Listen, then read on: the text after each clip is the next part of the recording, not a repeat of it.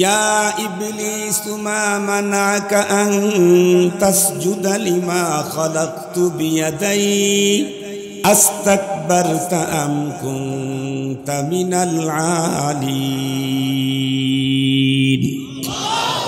আল্লাহ বলেন, ইয়া ইবলিস, এই কমবখ্ত বদনসিব ইবলিস, মা মানাক, কে তোকে বাধা দিল, আন তাসজুদা লিমা খালাকতু বিয়াদাইয়া, ওই সত্তাকে সেজদা করতে যেই সত্তাকে আমি নিজের হাতে তৈরি করলাম, সেই সত্তাকে সেজদা করতে তোকে কে বাধা দিল? কমবখ্ত বদনসিব, তুই শুধু দেখলি যে মাটির তৈরি, তাই আমাকে বললি আনা খায়রুম মিনহু, আমি ওর চাইতে উত্তম। খালাকতানি মিন নার, আমাকে তুমি আগুন দিয়ে তৈরি করেছো। খালাকতাহু মিন তিন, তারে তুমি মাটি দিয়ে তৈরি করেছো। এই কমবখ্ত, মাটির তৈরি এটাই শুধু দেখলি, ওই মাটিতে কার হাতের টাচ লেগেছে তা দেখলি না? শুধু মাটির তৈরি দেখলি, ওই মাটিতে কার হাতের টাচ লেগেছে তা দেখলি না? আপনাদেরকে বুঝাবার জন্য একটা মিসাল দিলে একবারে 100 বুঝবেন। এই যে আমার হাতের ভিতরে কাগজটা আছে, এই কাগজটা এখন বিক্রি করলে কয় টাকা হবে? একটু কথা বলেন না। 1 টাকা দিয়ে কেউ নিবে? আটানা, চেরানা, এটা কেজি ভাও বিক্রি করতে হবে, ঠিক না? কেজি ভাও বিক্রি করতে হবে, তাতে ধরেন না হয় 4 আনাই হলো, এর চেয়ে তো আর বেশি হবে না। কিন্তু এই কাগজটার উপরে যদি আমার দেশের মাননীয় প্রধানমন্ত্রী তার হাতের কলম দিয়ে লিখে দেয় 50,000 কোটি টাকা দিয়ে দেওয়া হোক শেখ হাসিনা, এখন এই কাগজের দাম কত? একটু জোরে বলেন, আবার বলেন। এই কাগজটার কোনো মূল্যই ছিল না, কিন্তু মূল্যবান ব্যক্তির হাতের ছোঁয়ার কারণে এর দাম 50,000 কোটি টাকা। এই ইবলিস, মাটির কোনো মূল্য ছিল না, কিন্তু ওই মাটিতে মহান সৃষ্টিকর্তার হাতের টাচ লাগার কারণে নূরের তৈরি ফেরেশতার চাইতেও দাম বেড়ে গিয়েছে। এজন্যই আমি সূরাতুল হুজরাতের 13 নম্বর আয়াতে কারিমা তেলাওয়াত করেছি।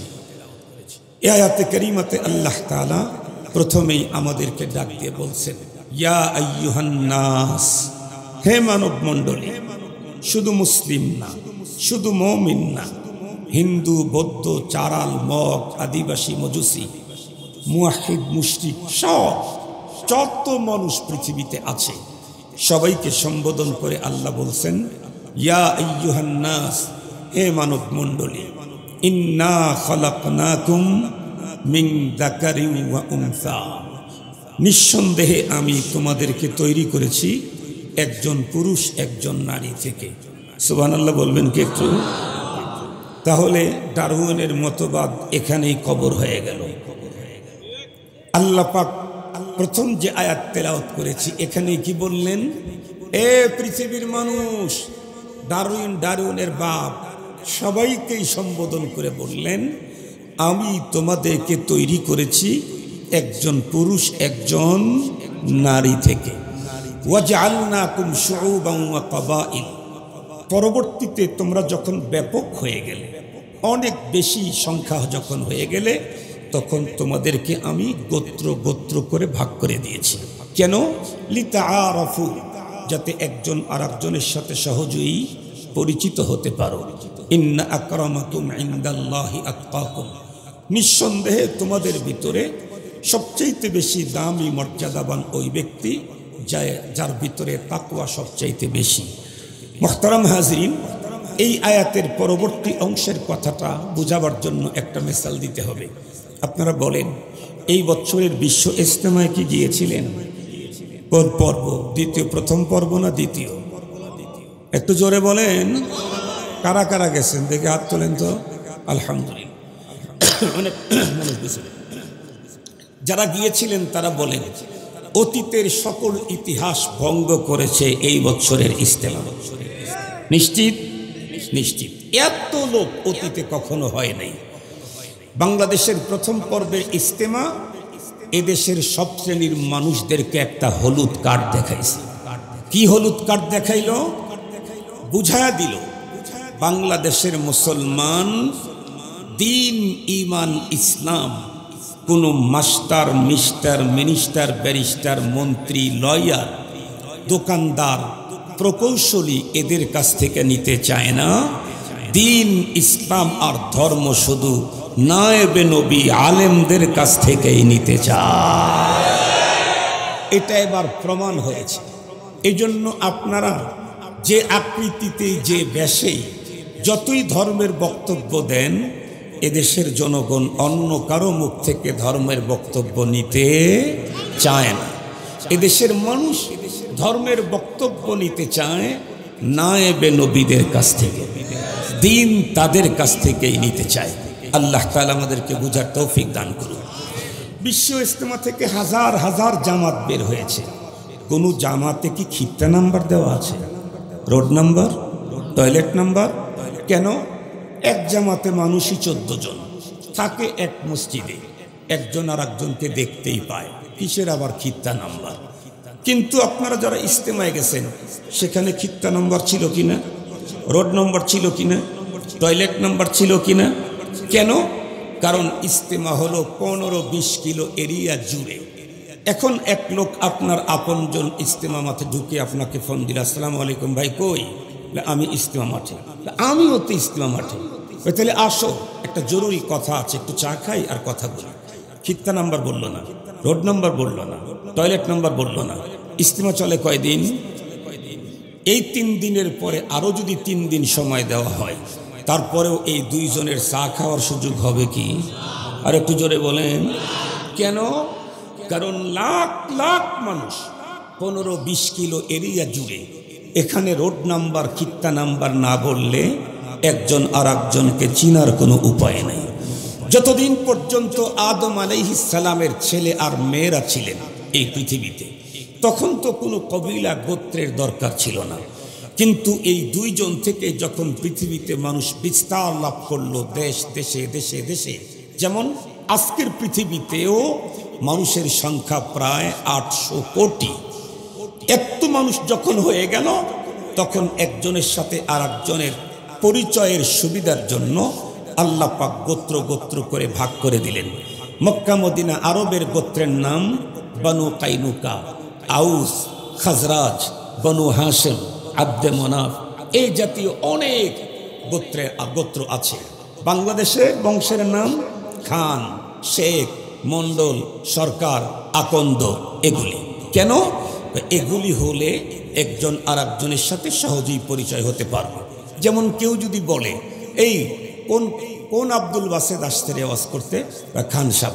ও চিনছি চিনছি চিনছি, খান সাহেব আসতো। এই কে আসতে রে অমুক জায়গায়? আব্দুল মজিদ। কোন আব্দুল মজিদ? মন্ডল সাহেব। ও এখন চিনছি। তাহলে এই গোত্র গোত্র করে ভাগ করে দিয়েছেন, এক গোত্র আর এক গোত্রের উপরে অহংকার দেখাবার জন্য নয়। কিসের অহংকার? আমরা তো এক পুরুষ আর এক নারী থেকেই এসেছি। তবে যদি নিজের মর্যাদা বাড়াইতে চাই, তাহলে একটা জিনিস আছে, সেটা হলো তাকওয়া। তাকওয়ার লেভেল যত বাড়বে, আল্লাহর কাছে বান্দার মর্যাদার লেভেল তত বাড়বে। আল্লাহ আমাদেরকে আসন্ন রমজান মাসে মুত্তাকি হওয়ার তৌফিক দান করুন। মুহতারাম হাজরিন, এবারে আসুন, আল্লাহ পাক বললেন, আমি একজন পুরুষ একজন নারী থেকে তোমাদেরকে তৈরি করেছি। এখন আমাদের জানতে ইচ্ছে করতেছে, পুরুষ আর নারীর ভিতরে প্রথম কোনডারে তৈরি করলেন? কি দিয়ে তৈরি করলেন? আল্লাহ পাকের কোরআন থেকেই আমরা জেনে নেই। সূরাতুন নিসা 1 নম্বর আয়াত, আল্লাহ তাআলা বলেন, ইয়া আইয়ুহান নাস ইত্তাকু রাব্বাকুমুল্লাযী খালাকাকুম মিন নাফসিন ওয়াহিদা ওয়া খালাকা মিনহা যাওজাহা ওয়া বাসসা মিনহুমা রিজালান কাসীরান ওয়া নিসা। আল্লাহ তাআলা কি বলেন? এ মানব মণ্ডলী, তোমরা তোমাদের ওই রবকে ভয় করো যেই রব তোমাদেরকে একটি মাত্র প্রাণ থেকে তৈরি করেছেন। সুবহানাল্লাহ বলেন। 2 জনের মধ্যে প্রথম কে? আল্লাহ বলেন একজন। সে কে? আদম আলাইহিস সালাম। এটা কেমনে বুঝলাম? ওয়া খালাকা মিনহা যাওজাহা।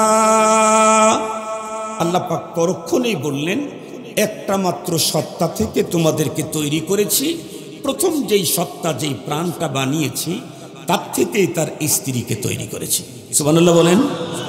وَبَثَّ مِنْهُمَا رِجَالًا كَثِيرًا وَنِسَاءً। এর দুইজন থেকে পৃথিবীতে প্রায় 800 কোটি মানুষ। অতীতে ছিল, এখনো আছে, আগামীতেও আসবে। মুহতারাম হাজিরিন, এখন আমাদের জানতে ইচ্ছে করতেছে যে এই যে প্রথম মানুষ যেটাকে বানাইলেন, ওইটা কি দিয়ে বানাইলেন? ডারউইন যেটা বলছে বানর থেকে লেস্টেস কেটে মডিফাই করে বানিয়েছেন, নাকি গরু গাদা কেটে কুটে তৈরি করছেন? এটা একটু জানা দরকার না? এটা জানা দরকার। তো আল্লাহর কোরআন থেকেই আমরা জানব। কোরআনের কথাগুলি সংক্ষিপ্ত থাকে, তাফসিরে থাকে তার বিস্তারিত আলোচনা। আমি একটু বিস্তারিত বলতে চাই। আপনারা হয়তো জানেন, এই যে পৃথিবীতে বাংলাদেশ, পাকিস্তান, ভারত, ইন্ডিয়া, নেপাল, তিউনিশিয়া, যা বলেন, এই টোটাল জায়গাগুলাতে আমাদের তৈরির আগে আল্লাহ জিনদেরকে তৈরি করে থাকতে দিয়েছিলেন। এই জায়গাগুলাতে আগে জিন থাকতো। মানুষ তৈরির হাজার হাজার বছর পূর্বে আল্লাহ জিনকে তৈরি করেছেন। জিনদেরকে তৈরি করার হাজার হাজার বছর পূর্বে আল্লাহ ফেরেশতাদেরকে তৈরি করেছেন। ফেরেশতা আর জিনদের ভিতরে একটা দিকে মিল আছে। ফেরেশতা হলো জিসমুন নূরিয়্যুন ইয়াতাশাক্কালু বিআশকালিন মুখতালিফা। জিন্নাত হলো জিসমুন নারিয়্যুন ইয়াতাশাক্কালু বিআশকালিন মুখতালিফা। ফেরেশতা হলো নূরের তৈরি একটা প্রাণ, বডি, যে কোনো মুহূর্তে যে কোনো আকৃতি ধারণ করতে পারে। জিন হলো আগুনের তৈরি একটা বডি, যে কোনো মুহূর্তে যে কোনো আকৃতি ধারণ করতে পারে। কিন্তু জিন আর ফেরেশতার ভিতরে পার্থক্য কি? টার্গেটেও পার্থক্য, এদের স্বভাবেও পার্থক্য। জিনদেরকে তৈরি করেছেন এক টার্গেটে, ফেরেশতাদেরকে তৈরি করেছেন আর একটা টার্গেটে। আর জিন নূর দিয়ে তৈরি, খায় না, পান করে না, ঘুমায় না, অজু গোসল নাই, ফ্যামিলি নাই, রাজনীতি নেই, অর্থনীতি নেই, পরিবার নীতি নেই, সমাজনীতি নেই, কিচ্ছু নেই। জিন এদের সব আছে, খায়, ঘুমায়, স্ত্রী আছে, ফ্যামিলি আছে, রাজনীতি আছে, দেশ আছে, রাষ্ট্র আছে, অর্থনীতি আছে, সব আছে। খুব ভালো করে বুঝবেন, জিন আর ইনসানকে আল্লাহ পাক একটা টার্গেটে তৈরি করেছেন। আল্লাহর কোরআন আল্লাহ বলেন, ওয়ামা খালাকতুল জিন্না ওয়াল ইনস ইল্লা লিয়াবুদুন। জিন আর ইনসানকে শুধুই আমার ইবাদতের জন্য তৈরি করেছি, এটা আল্লাহ পাক স্পষ্ট বলেছেন। জিনকে তৈরি করে এখানে থাকতে দিলেন, জিনেরা আল্লাহর টার্গেট পূরণ করলো না। ওরা ফিতনা, ফাসাদ, মারামারি, দাঙ্গা, হাঙ্গামা শুরু করল। আল্লাহ পাক ওদের উপরে রেগে গেলেন। আল্লাহ পাক অর্ডার করলেন ফেরেশতাদেরকে, এই ফেরেশতা, তোমরা লাঠি নিয়ে জমিনে যাও, গিয়ে জিনদেরকে পিটায়া স্বাভাবিক এই স্থল থেকে সরায়া মহাসাগরের দ্বীপে ওদেরকে ভাগায়া দাও। ফেরেশতারা জমিনের ভিতরে এসে লাঠি দিয়া জিনদেরকে পিটায়া পাটায়া কথা বলেন না কেন, আবাদ করবে। আল্লাহ পুরা পৃথিবীটাকে, জমিনটাকে ক্লিন করলেন। তাইলে মনে হচ্ছে আল্লাহ নতুন কোনো আবাদ করবেন। এই জন্য আল্লাহ পাক সর্বপ্রথম বিষয়টা ক্লিনারদেরকেই জানালেন। যাদেরকে দিয়ে আল্লাহ জমিন পরিষ্কার করলেন তাদেরকেই প্রথমে জানালেন। কি বললেন? وَإِذْ قَالَ رَبُّكَ لِلْمَلَائِكَةِ إِنِّي جَاعِلٌ فِي الْأَرْضِ خَلِيفَةً। ফেরেশতাদেরকে বললেন, হে ফেরেশতা, আমি যে তোমাদেরকে দিয়া জমিনটা পরিষ্কার করলাম, তোমরা জানো কি আমি এখানে কি করতে চাই? না ইয়া রব, আপনি তো জানেন। আল্লাহ পাক তখন বললেন, আমি নতুন একটা প্রোডাক্ট তৈরি করতে চাই। সুবহানাল্লাহ বলবেন কি একটু? ফেরেশতারা এই কথা শুনেই আল্লাহ পাককে বলল, ক্বালু আতাজআলু ফিহা মান ইউফসিদু ফিহা ওয়া ইয়াসফিকুদ দিমা। ফেরেশতারা তখন বলে, ইয়া রব, আপনি কি আবারও এমন একটা প্রোডাক্ট তৈরি করতে চাচ্ছেন যারা পূর্বের মতোই দুনিয়াতে ফিতনা ছড়াবে? ওয়া নাহনু নুসাব্বিহু বিহামদিকা ওয়া নুকদ্দিসু লাক। অথচ আপনার তাসবিহ, আপনার তাকদিস, আপনার তাজকির, আপনার তাহলিল, আপনাকে সিজদা, আপনার ইবাদত, এগুলোর জন্য আমরা যথেষ্ট আছি। আল্লাহ পাক তখন কি বললেন? قال إني أعلم قال إني أعلم ما لا تعلمون আল্লাহ বললেন আমি যা জানি তোমরা তা জানো না। এটা তো শব্দের তর্জমা। ভিতরের মহত্ব কি, ভিতরের বুঝবার বিষয় কি, ভিতরের রহস্য হলো ফেরেশতা আল্লাহ পাককে বলতেছেন যে আল্লাহ আমরা যেই কন্ডিশনে ইবাদত করি, আপনি নতুন আর একটা প্রোডাক্ট তৈরি করে কি লাভ হবে? কারণ আমাদের মতো ইবাদত তো তারা করতে পারবে না। কারণ আমাদের যাদেরকে জিকিরে লাগায় রাখছেন হাত্তা সা কিয়ামত পর্যন্ত জিকিরই করতে আছে। কেন? আমাদের বিবি বাল বাচ্চা নেই, কিছু চাল নাই। যাকে তাকবীর তাহলিলে লাগায় রাখছেন সে তাকবীর তাহলিলেই আছে, যাকে সেজদায় লাগায় রাখছেন সে সেজদায় আছে। আমাদের কিছু টান নেই, খাবার নাই, ডুব নাই, গোসল নাই, স্ত্রী পুত্র কিছু নাই, অন্যদিকে যেতেও মনে চায় না। কিন্তু আপনি যাদেরকে নতুন তৈরি করতে চাচ্ছেন ওদের তো অনেক ব্যস্ততা থাকে, ওদের রাজনীতি, ওদের অর্থনীতি, ওদের ফ্যামিলি, ওদের সন্তান, ওদের বিবি বাল বাচ্চা, ওদের ফ্রেন্ড সার্কেল, ওদের বিভিন্ন রকমের শগুন। ওরা তো আমাদের মতো এত লম্বা সেজদা, লম্বা ইবাদত করতে পারবে না। আল্লাহ পাক তখন কি বললেন? আমি যা জানি তোমরা তা জানো না। তার তর্জমা হলো আমি যেই মানের ইবাদতের জন্য নতুন প্রোডাক্ট তৈরি করতে চাচ্ছি ওই ইবাদত করার যোগ্যতা তোমাদের নাই। কোন ইবাদতের জন্য তৈরি করতে চাচ্ছেন? কণ্ঠটার কারণে আমি আপনাদেরকে তৃপ্তি সহকারে শুনাইতে পারতেছি না, তবে ভেঙ্গে ভেঙ্গে বলি। কবি বলেন दर्द दिल की वास्ते पैदा किया इंसान को वरना तौअत के लिए कुछ कम न था कर रूबिया तमन्ना दर्द दिल की हो तू कर खिदमत फकीरों की नहीं मिलता ये गौहर पादशाहों की खजीनों में। मुहतरम हाजिरिन, যারা বুঝার তারা বুঝেছেন, আপনাদেরকে বুঝাবার জন্য মিসাল দিচ্ছি। আল্লাহ পাক বললেন যে আমি যে ইবাদতের জন্য ওদেরকে তৈরি করছি এই ইবাদতের যোগ্যতা তোমাদের নাই। কেমন? আপনাদেরকে বুঝাবার জন্য বলি। আমরা যখন ছোট ছিলাম, আমার বয়স 49, আমরা যখন ছোট ছিলাম তখন কিন্তু গ্রামের যত্রতত্র দোকানপাট ছিল না, ঠিক? ওই জায়গা জায়গায় হাট ছিল, ওই যে বারুহাঁস এক হাট, গোলতানা ভুলতা আর এক হাট, এরকম হাট ছিল। তাও সপ্তাহে 2 দিন অথবা 1 দিন বসতো। অনেক আইটেমের প্যাকেট খাবার তখন কল্পনাই করা যেত না। হাটে গিয়া খাবার কিন্তু কি নই মটকা, মনে পড়ে নাকি? তারপরে হলো লাঠি সদাই, মনে পড়ে নাকি? তারপরে গজা, মনে পড়ে নাকি? তারপরে বাদাম, মনে পড়ে নাকি? এরপরে নারিকেলের লাড়ু, এটা কিন্তু আবার খুব মজা, এখন খুব কম পাওয়া যায়। এরপরে তিলের মোয়া, এরপরে হলো মুড়ির মোয়া, এগুলি পাওয়া যেত। আর একটা পাওয়া যেত মিষ্টি, ওইটার নাম মনে হয় কদমা ছিল। কদমা চেনেন নাকি আপনারা? ভুলে গেছেন? আর একটা পাওয়া যেত, ওটার নাম বাতাসা, মনে আছে আপনাদের? এখন কি পাওয়া যায়? পাওয়া যায় না। খুব ভালো করে বুঝবেন, বাতাসাও মিষ্টি, বাতাসাও মিষ্টি। বাতাসার ভিতরে কি আছে? চিনি আছে আর ময়দা আছে। এই 2 আইটেম দিয়ে বাতাসা তৈরি হয়। বাতাসাও মিষ্টি।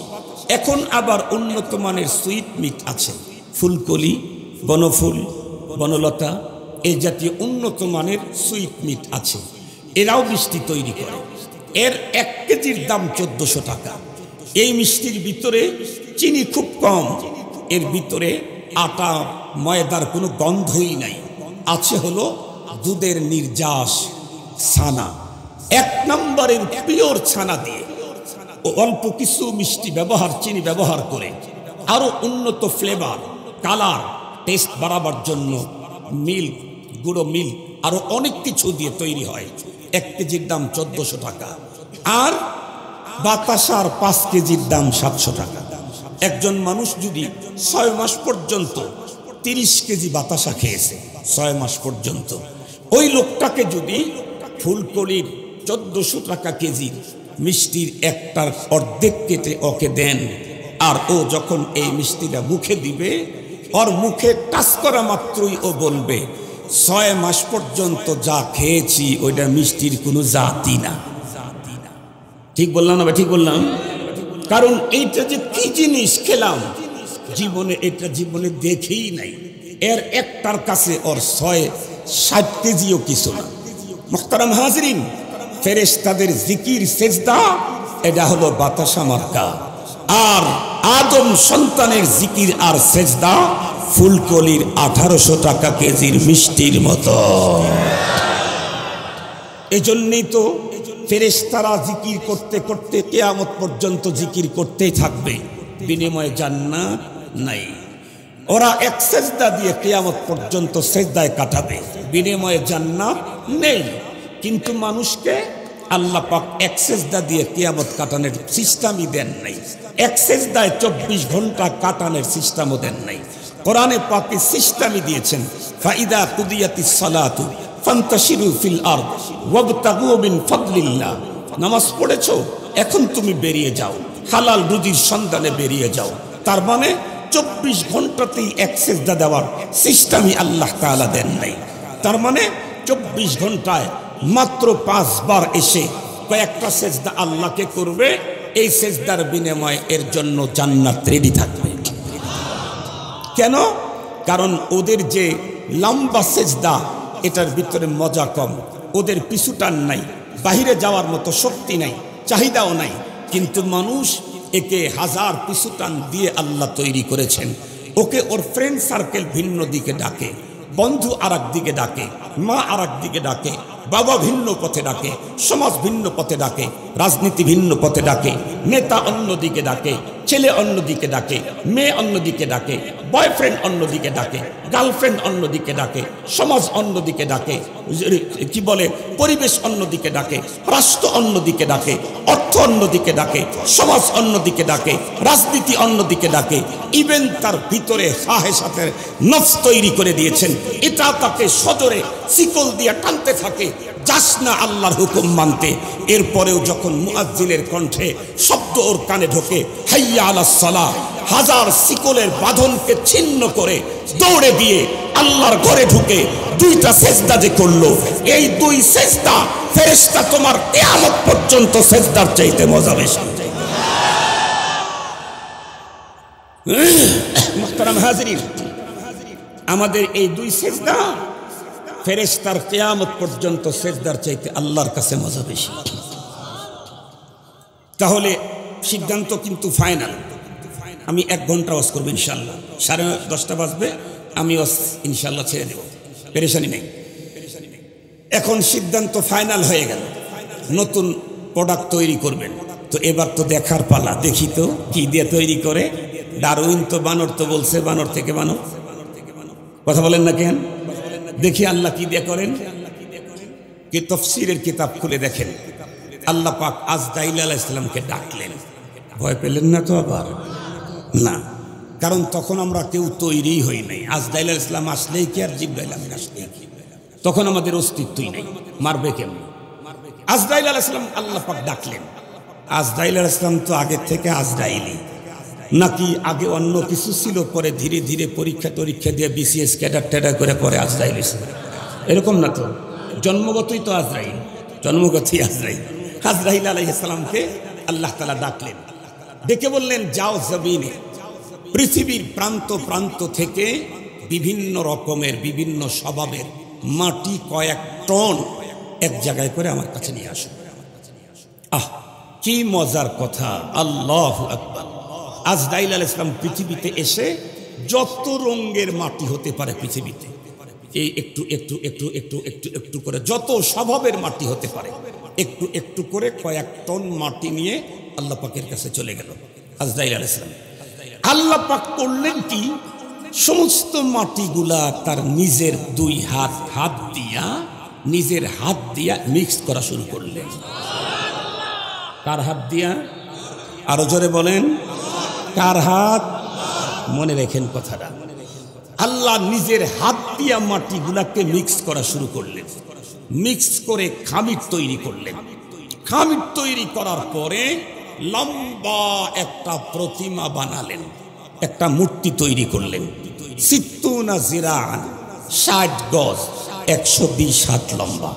সুবহানাল্লাহ বললেন না? যে এই বডিটাই হলো আমাদের আব্বাজান প্রথম মানুষ আদম আলাইহিস সালামের বডি। 120 বডিটা আল্লাহ নিজের হাতে তৈরি করলেন। এটা হাদিস থেকে বলবো না, আল্লাহর কোরআন থেকে বলছি। আল্লাহ তাআলা বলেন, ইয়া ইবলিস মা মানাকা আন তাসজুদা লিমা খালাকতু বিয়াদাই আস্তাকবারতা আম কুনতা মিনাল আলিন। আল্লাহ বলেন, ইয়া ইবলিস, এই কমবখ্ত বদনসিব ইবলিস, মা মানাক, কে তোকে বাধা দিল, আন তাসজুদা লিমা খালাকতু বিয়াদাইয়া, ওই সত্তাকে সেজদা করতে যেই সত্তাকে আমি নিজের হাতে তৈরি করলাম, সেই সত্তাকে সেজদা করতে তোকে কে বাধা দিল? কমবখ্ত বদনসিব, তুই শুধু দেখলি যে মাটির তৈরি, তাই আমাকে বললি আনা খায়রুম মিনহু, আমি ওর চাইতে উত্তম। খালাকতানি মিন নার, আমাকে তুমি আগুন দিয়ে তৈরি করেছো। খালাকতাহু মিন তিন, তারে তুমি মাটি দিয়ে তৈরি করেছো। এই কমবখ্ত, মাটির তৈরি এটাই শুধু দেখলি, ওই মাটিতে কার হাতের টাচ লেগেছে তা দেখলি না? শুধু মাটির তৈরি দেখলি, ওই মাটিতে কার হাতের টাচ লেগেছে তা দেখলি না? আপনাদেরকে বুঝাবার জন্য একটা মিসাল দিলে একবারে 100 বুঝবেন। এই যে আমার হাতের ভিতরে কাগজটা আছে, এই কাগজটা এখন বিক্রি করলে কয় টাকা হবে? একটু কথা বলেন না। 1 টাকাতে কেউ নিবে? আটানা, চেরানা, এটা কেজি ভাও বিক্রি করতে হবে, ঠিক না? কেজি ভাও বিক্রি করতে হবে। তাতে ধরেন না হয় 4 আনাই হলো, এর চেয়ে তো আর বেশি হবে না। কিন্তু এই কাগজটার উপরে যদি আমার দেশের মাননীয় প্রধানমন্ত্রী তার হাতের কলম দিয়ে লিখে দেয় 50,000 কোটি টাকা দিয়ে দেওয়া হোক শেখ হাসিনা, এখন এই কাগজের দাম কত? একটু জোরে বলেন, আবার বলেন।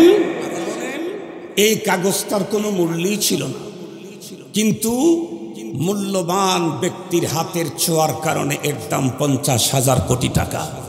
এই ইবলিস, মাটির কোনো মূল্য ছিল না, কিন্তু ওই মাটিতে মহান সৃষ্টিকর্তার হাতের টাচ লাগার কারণে নূরের তৈরি ফেরেশতার চাইতেও দাম বেড়ে গিয়েছে। আল্লাহ তাআলা তাই বললেন, ইয়া ইবলিস মা মানাক আন তাসজুদা লিমা খালাকতু বিয়াদাইয়া আস্তাকবারতা, ভাব দেখালি, আম কুনতা মিনাল আলিন, নাকি তুই শ্রেষ্ঠ? কিসের শ্রেষ্ঠ? আল্লাহ পাক কোন জিন তৈরি করতে হাত ব্যবহার করেন নাই। আল্লাহ পাক আসমান তৈরি করতে তার হাত ব্যবহার করেন নাই। জমিন তৈরি করতে হাত ব্যবহার করেন নাই। আল্লাহ গ্রহ নক্ষত্র তৈরি করতে হাত ব্যবহার করেন নাই। চন্দ্র সূর্য তৈরি করতে হাত ব্যবহার করেন নাই। গ্যালাক্সি তৈরি করতে হাত ব্যবহার করেন নাই।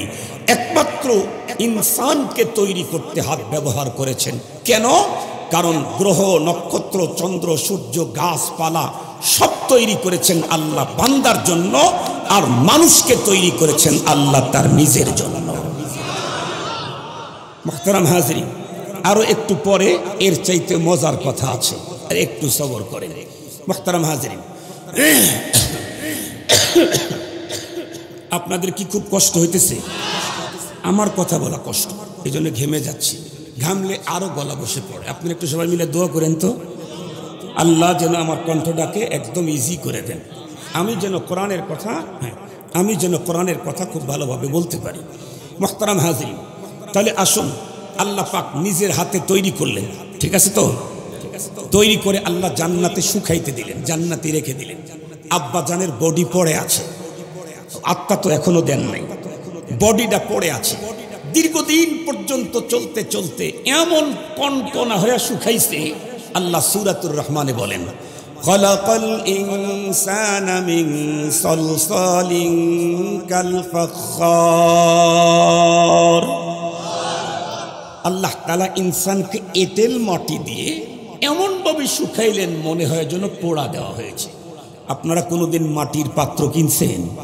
মাটির পাত্র ভালো না মন্দ টেস্ট করার জন্য কম্পিউটার পে টেস্ট করতে হয়। কি করা লাগে? কথা বলেন। টোক্কা দেওয়া লাগে, টোক্কা, অথবা বাড়ি দেওয়া লাগে। তাই বলে আপনি বাড়ি দিতে যায়েন না। কুমার বাড়ি দিলে ঠিক আছে, আপনি বাড়ি দিলে ভেঙেই যাবে। ওই বাড়িরও একটা লিমিটেড আছে। যাই হোক, সেদিকে যেতে চাই না। মুহতারাম হাজরিন, তো ইবলিস করে কি?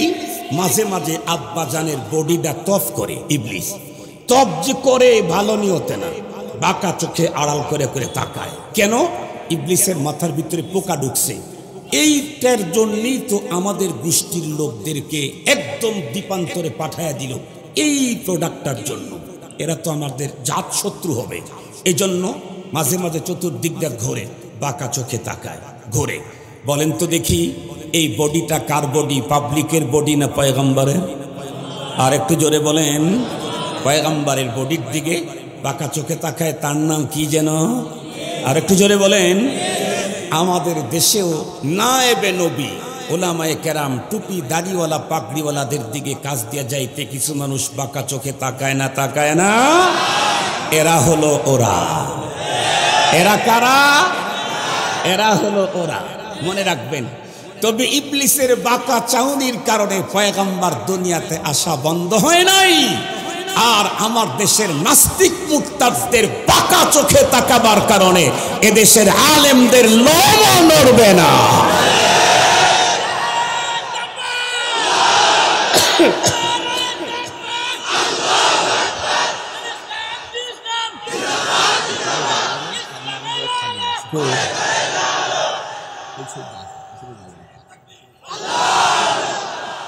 মৌলানা বলতেছেন যে পিছনে জায়গা নেই, সামনে যদি একটু আগায় বসতে পারেন। আমার তো ভাঙ্গা গলার ভাঙ্গা কথা, চাঙ্গা কণ্ঠের চাঙ্গা তেলাওয়াত আমার ভাই নিয়ে আসতেছেন। এই জন্য আগের থেকেই একটু যদি যতটুকু আগানো যায় বসেন। আর আমিও আবার আমার সময় নষ্ট করতে চাই না। কথা বলেন না, কথা বলেন না। এই যে ভাই, চালাকি করেন না। শুধু যদি মাথা নড়ান তাইলে কিন্তু জায়গা বের হবে না, নিচের অংশ নড়াইতে হবে। বুঝেন না? নিচের অংশ নড়াইতে হবে। শুধু মাথা নড়ায় আমাকে বুঝাইবেন যে হুজুর অনেক নাড়া দিয়েছি কিন্তু কাজ হইল না। নিচের অংশটা নাড়াইতে হবে। এর সামনের দিকে আসে। একই এলাকার লোক না আমি? হাসান জামিল সাহেব মেহমান, আমি তো আপনার ঘরের লোক। আমি তো মেহমান না, আমি তো মেজবান। ঠিক না ভাই?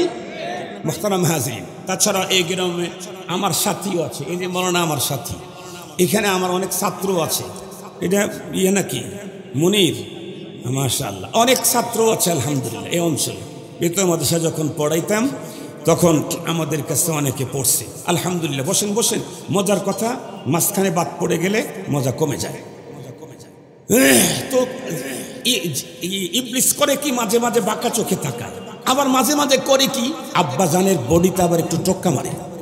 টোক্কা যখন দেয় তখন টন টন করে ওঠে। ইবলিস তখন এটা কোনো কাজের হবে না। আবার মাঝে মাঝে উকি ঝুঁকি দিয়ে আব্বাজানের ভিতর টিতর খুঁজা খেজে দেখে।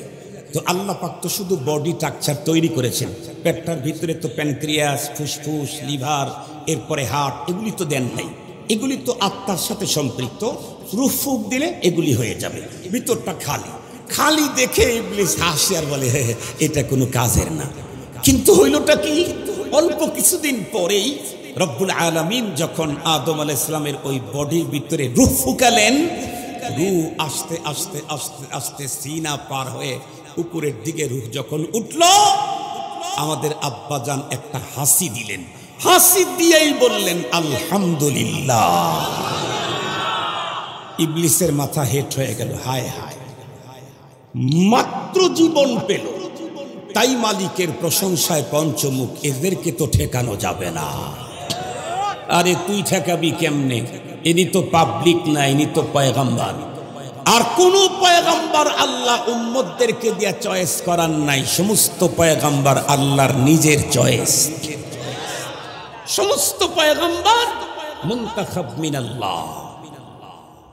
তো যাই হোক, থাকতেছেন জান্নাতের ভিতরে, কিন্তু আব্বাজানের ভালো লাগে না। এত সুখ, এত আরাম, এত আনন্দের জায়গা, আব্বাজানের ভালো লাগে না। এখন আব্বাজানের এনার্জি শর্ট। তাহলে কি এনার্জি প্লাস খাওয়াইতে হবে নাকি এনার্জি ড্রিঙ্কস পান করাইতে হবে? এটা কার ভালো জানা আছে?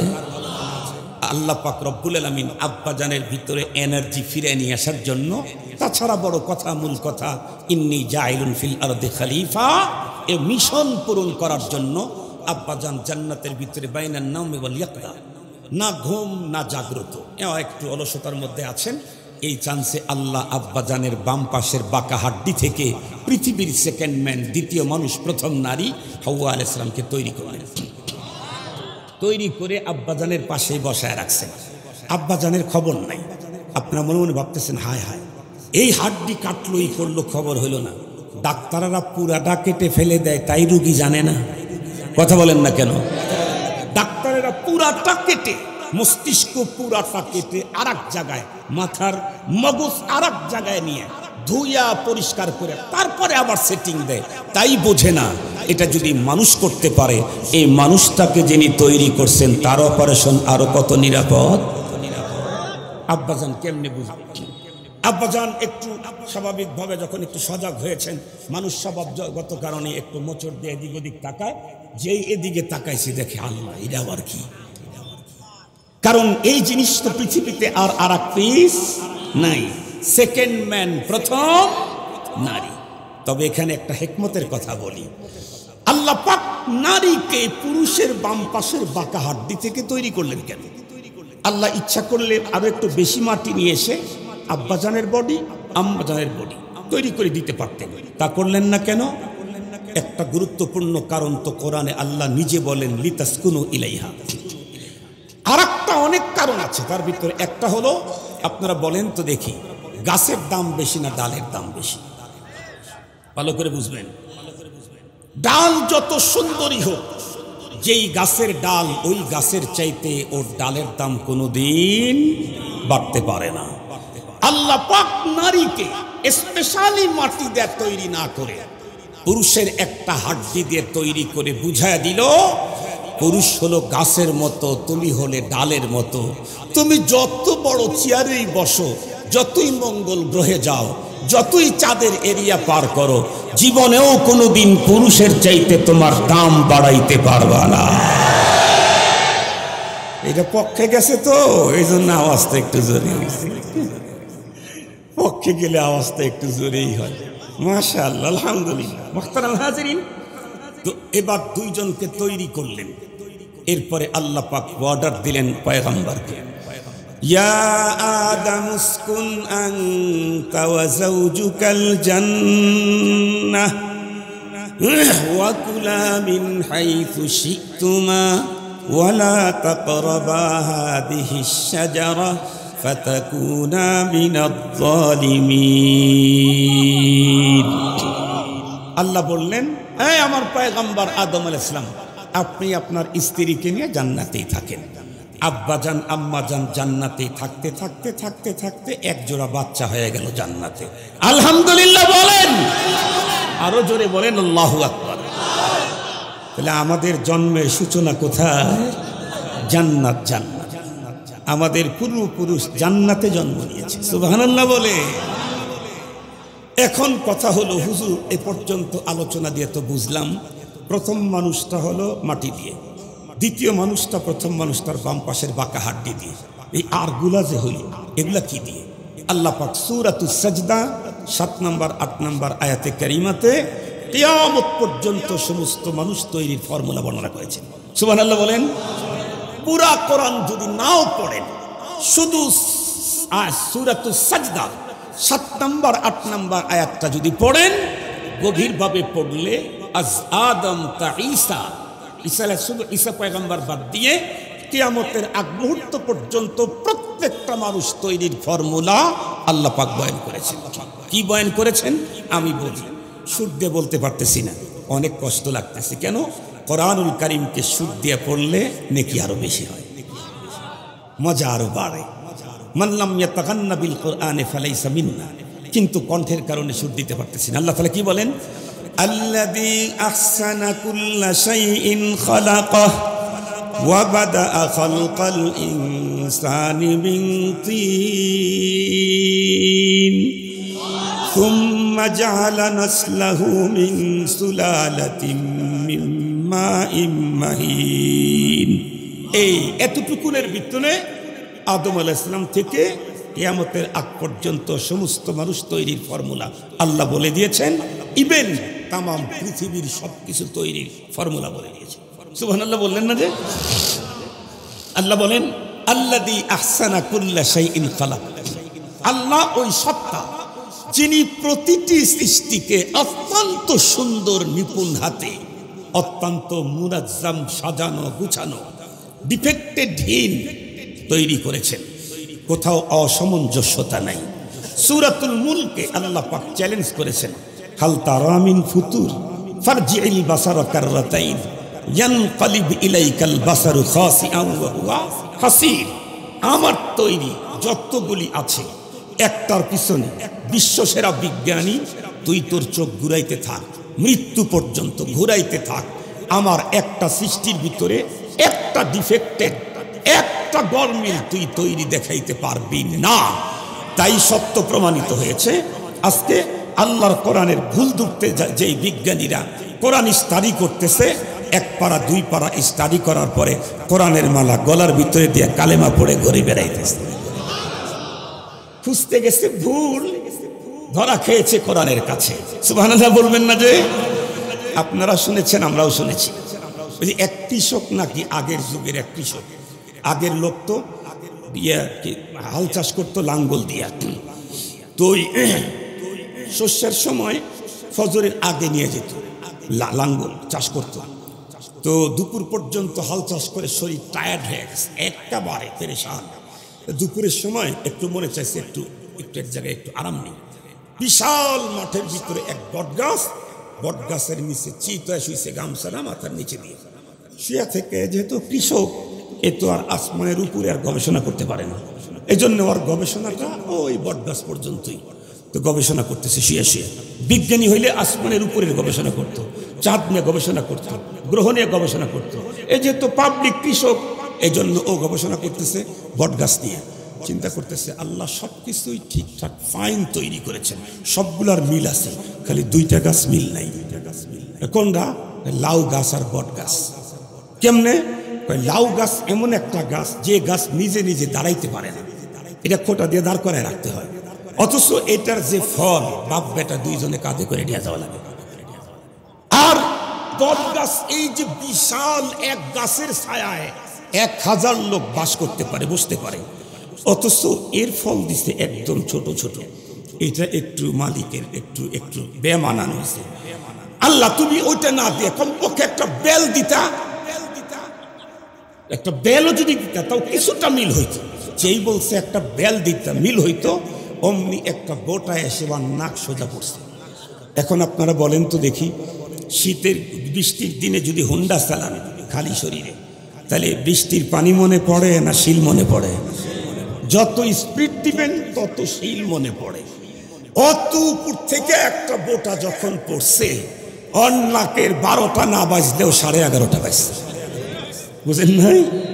11:30 বাজছে, ও তখন নাক ধরে বলে ফাতাবারাকাল্লাহু আহসানুল খালিকিন।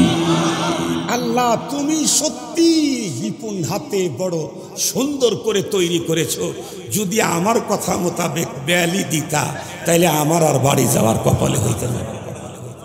মুহতারাম হাজির, তো একটা মাত্র তরিকায়, সেটা হলো নারী আর পুরুষের দেহের সবচাইতে চূড়ান্ত সিরিয়াস নাপাক পানির সুলালা নির্যাস থেকে আল্লাহ মানুষ তৈরি করছেন। আপনারা জানেন বিজ্ঞান অনেক উৎকর্ষ সাধন করেছে। 2-1 বছর আগেই মেডিকেল সায়েন্সের এত উৎকর্ষ সাধিত হয়েছে, ডাক্তার আর রোগী 28 কিলোমিটার দূর, ডাক্তার আর রোগী 28 কিলোমিটার দূর, 28 কিলোমিটার দূর থেকে ডাক্তার 28 কিলোমিটার দূরের রোগীর দেহে সফল অস্ত্রোপচার করেছে, তাও আবার বাইপাস সার্জারি। কেমনে? ফু দিয়ে। আরে ফুর কাজ তো মোল্লারা করে। ফুর কাজ কারা করে? কথা বলেন না কেন? মোল্লারা করে। আর মোল্লারা যে ফুর কাজ করে, মোল্লারা আল্লাহ পাকের রসুলের প্রতিনিধি, আল্লাহ ফু দিয়া কাজ করে। ফানাফাকা ফিহির রূহ। আল্লাহু আকবার বলেন। ফুর কাজ আল্লাহ করে, মোল্লারা করে। সুবহানাল্লাহ বলেন। বিজ্ঞানীরা কি করে? বিজ্ঞান ব্যবহার করে। আজকের তথ্য প্রযুক্তি, উন্নত তথ্য প্রযুক্তি, রোবট ব্যবহার করে 28 কিলোমিটার দূর থেকে রোগীর দেহে বাইপাস সার্জারি করে সাকসেস হয়েছে। আলহামদুলিল্লাহ, ধন্যবাদ। আপনারা জানেন বর্তমান পৃথিবীতে বাচ্চা নেওয়ার আরো একটা পদ্ধতি আবিষ্কার হয়েছে, সেটা হলো টিউব। হয়তোবা বিজ্ঞান আরো উন্নত সাধন করলে এখন টিউবে বাচ্চা হচ্ছে, কয়েকদিন পরে হয়তো টিউবওয়েলই হবে। কথার কথা বলতেছি, না হয় ড্রামে বাচ্চা নিবে, না হয় বড় পাইপে বাচ্চা নিবে, তবে সিস্টেম একটাই, টিউবে বাচ্চা নাও আর ন্যাচারাল পদ্ধতিতে নাও, আর টিউবওয়েলেও নাও, আর ড্রামে নাও, আর বড় পাইপেই বাচ্চা নাও। বাচ্চা নিতে চাইলে আল্লাহ প্রদত্ত সুলালা ছাড়া সম্ভব নয়। সুলালা কি জিনিস? বিজ্ঞানের ভাষায় সুলালা, পুরুষেরটা হলো শুক্রাণু, নারীরটা হলো ডিম্বাণু। এই শুক্রাণু আর ডিম্বাণু ছাড়া কিয়ামত পর্যন্ত বিজ্ঞান কোন পদ্ধতিতে কোনদিনও বাচ্চা এই পৃথিবীতে তৈরি করার কোনো অবস্থায় সম্ভব হবে না। আল্লাহু আকবার বলেন। এখন আসেন, জিজ্ঞাসা করতে পারেন, হুজুর তো বাবার পৃষ্ঠ দেশ থেকে নাপাক পানি মায়ের পেটে দিয়ে কেমনে কি করলেন আল্লাহ? আল্লাহ পাক তাও কোরআন শরীফের ভিতরে বলতেছেন। কি বলেন? আল্লাহ তাআলা বলেন, ইয়াখলুকুকুম ফি বুতুনি উম্মাহাতিকুম খালকাম মিন বাদি খালক ফি যুলুমাতিন সালাস যালিকুমুল্লাহু রাব্বুকুম লাহুল মুলকু লা ইলাহা ইল্লাহু ফাআন্না তুসরাফুন। আল্লাহ বলেন, কেমনে নাপাক পানি দিয়ে কেমনে তোমারে বানাইলাম?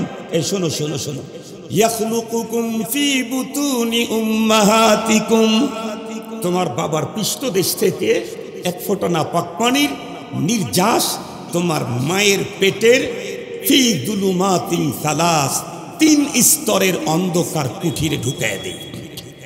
একটা হলো পেটের অন্ধকার, আর একটা জরায়ুর অন্ধকার, আর একটা হলো বাচ্চা যে পর্দার ভিতরে থাকে ওই পর্দা নিয়েই জন্মগ্রহণ করে, আস্তে আঘাত করলে পর্দাটা ফেটে যায়, এই সূক্ষ্ম পর্দার আর এক অন্ধকার।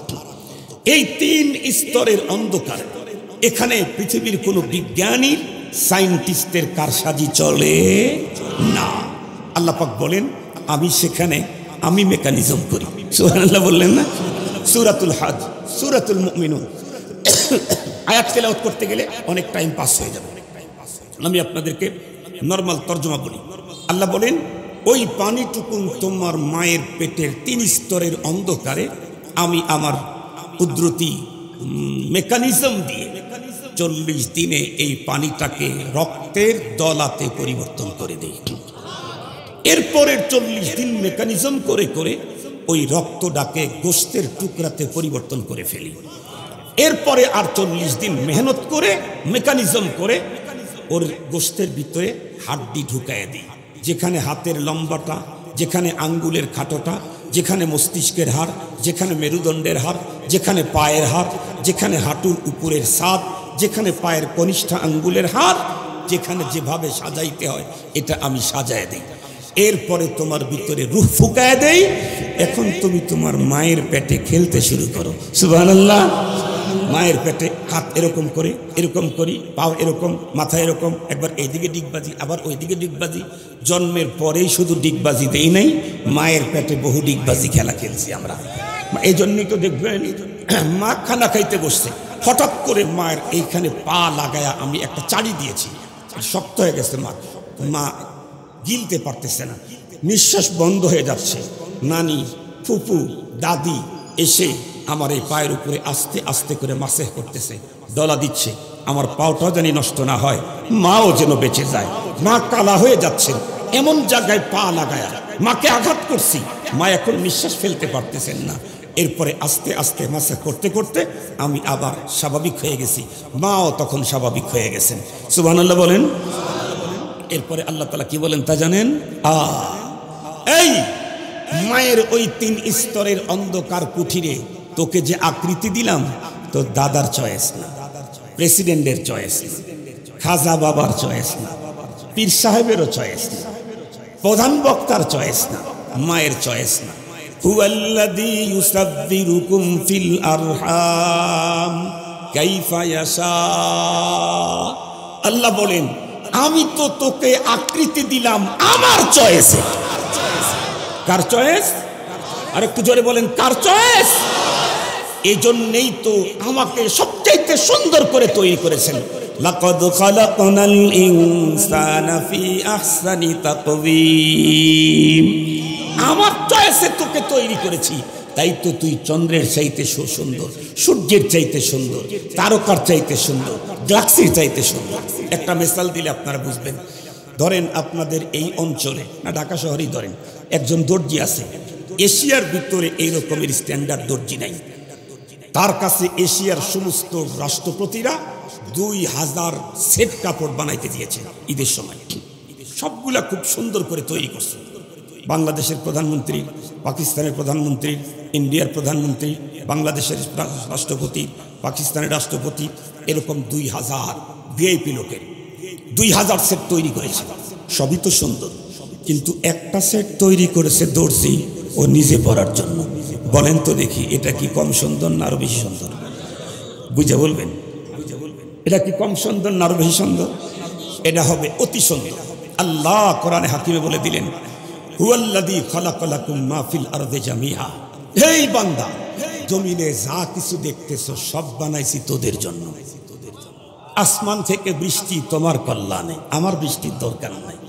রোদ তোমার দরকার, আমার রোদের দরকার নাই। চাঁদের আলো তোমার দরকার, আমার দরকার নাই। আম তুমি খাবে, আমি খাই না।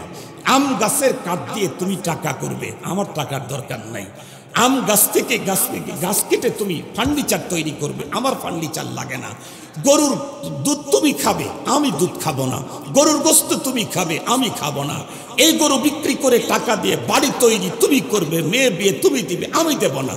এই সবগুলা তৈরি করেছি তোমার জন্য, এজন্য এগুলা তৈরি করতে আমার হাত লাগাই নাই, কিন্তু তোমাকে তৈরি করছি আমার জন্য।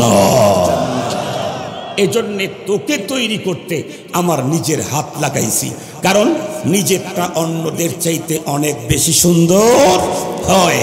কারণ তুমি যে সেজদা দিবা ওইটার মজা আমি নেব। সুবহানাল্লাহ বললেন না যে আমি সেজদা দেব, মজা নিব কে? আর একটু জোরে বলেন। তুমি জিকির করবা, মজা আমি নেব। তুমি তাকবীর বলবা, আল্লাহু আকবার, নারায়ে তাকবীর, মজা আমি নেব। তুমি লা ইলাহা ইল্লাল্লাহ পড়বা, মজা আমি নেব। তুমি তাহাজ্জুদে কপাল ঠেকাইবা, মজা আমি নেব। তুমি তামাম দিন উপবাস থাকবা আর ইফতারের মুহূর্তে আমার হুকুমের অপেক্ষায় থাকবা, মজা আমি নেব। তোমার ওই মুখের গন্ধ আমার কাছে মিশক আম্বরের চাইতেও বেশি মজাদার। শুধু কি তাই, খানায় কাবার চতুর্দিকে এমনেই পাগলের মতো ঘুরবা, মজা আমি নেব। ঘুরবা তুমি, মজা আমি নেব। যেহেতু তোমাকে তৈরি করেছি আমার জন্য, এজন্য তোমাকে একটু বেশি সুন্দর করে তৈরি করেছি। আর একটু জোরে বলেন না আল্লাহু আকবার। মৌলানা আমার টাইম তো শেষ। মৌলানা আসে নাই? হাসান জামিল সাহেব আসছে? আমার আর ওনার মাঝখানে কেউ ওয়াজ করবে? আমি চাই দেবো, শেষ করে দেবো। মাশাআল্লাহ। আর একটা কথা বলতে হবে, নাহলে কথা শেষ মানে পরিপূর্ণ হবে না। আর একজন মানুষকে তৈরি করছেন আল্লাহ আলাদা একটা সিস্টেম। সে কে? হযরত ঈসা আলাইহিস সালাম। এটারে তৈরি করতেন মাটি নেন, হাড্ডিও নেন নাই, সুলালার তো গোষ্ঠী নেই। তাহলে এটা হলো কেমনে? সূরা মরিয়ম পড়েন। আল্লাহ তাআলা জিবরাইল আমিনকে পাঠাইছে। আদম আলাইহিস সালামকে তৈরি করার সময় আজরাইল আলাইহিস সালামকে দুনিয়াতে পাঠাইছে। হযরত ঈসা আলাইহিস সালামকে তৈরি করার সময় আল্লাহ জিবরাইল আমিনকে পাঠাইলেন। কার কাছে? মরিয়ম আলাইহিস সালামের কাছে। মরিয়ম আলাইহিস সালাম আর জিবরাইল আমিনের চেহারা ছিল টাটকা জওয়ান, কিচকিচে কালো চুল, একেবারে টাগরা জওয়ান। দেখেই ভয়ে ভয়ে বলতেছে, ইন্নী আউযু বিকা মিনার রহমান ইন কুনতা তাকিয়া। আল্লাহর ভয় যদি থাকে খবরদার নো টাচ মি, আমাকে টাচ করো না। জিবরাইল আমিন উত্তর করলেন, বোন ভয় পেও না, আমি টাচ ফাস করতে আসি নাই, আমি ও জাতেরই না। কারণ আমি তো ভিন্ন জাতি, আমি তো মানুষ না, আমি তো ফেরেশতা জাতি। তো তাহলে আসছেন কেন? তোমার বাচ্চা হবে। ইয়া লাইতানি কুনতু নাসিয়াম মানসিয়া। হায় হায়, কয় কি? এটা বলে কি? বাচ্চা হবে, ওয়ালাম ইয়ামসাসনি বাশার ওয়ালাম আকু বাগিয়া। বাচ্চা কেমনে হবে? জিবরাইল আমিন বুঝাই দিলেন, বললেন আপনি একটু আপনার এই কাপড়টা একটু এরকম করে ধরেন, অথবা একটু মুখটা হা করেন। হা করছে, জিবরাইল আমিন দূরের থেকে আল্লাহ পাক রব্বুল আলামিন জিবরাইল আমিনের এক ফুয়ে হযরতে ঈসা রূহুল্লাহকে মরিয়ম আলাইহিস সালামের পেটের ভিতরে আল্লাহ ঢুকায় দিয়েছে। আল্লাহ বুঝায় দিলেন, এই আমি চাইলে মাটি দিয়ে পয়গম্বর বানাই, আমি চাইলে একটা হাত দিয়ে পূর্ণাঙ্গ মানুষ বানাই, আমি চাইলে মানব দেহের চূড়ান্ত নাপাক পানি দিয়া এত সুন্দর সুন্দর করে পরিপরি তৈরি করি। সুবহানাল্লাহ বললেন না? আবার আমি চাইলে মাটিও লাগে না, হাড্ডিও লাগে না, সুলালাও লাগে না। ইন্নামা আমরুহু ইদা আরাদা শাইআন আইয়াকুলা লাহু কুন ফায়াকুন, আমি বললেই হয়ে যায়। আল্লাহ তাআলা আমাদেরকে হাকিকত বুঝার তৌফিক দান করুন।